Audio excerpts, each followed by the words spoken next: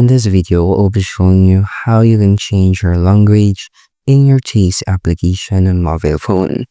As you can see, the Chase application doesn't have a existing feature of changing their language independently in their application, so you need to access your system settings.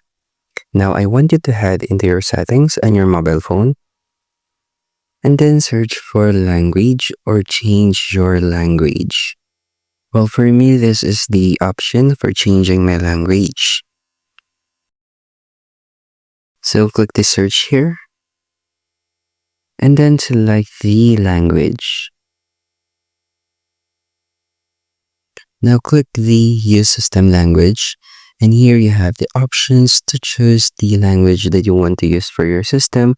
And then after selecting the language that you want to use, it will automatically apply to all the applications that you are currently using, including, of course, your Chase app. And just select the language and just save it. Just check your Chase application and check if the language has changed. And that's how you can change your language in your Chase app. And thank you for listening.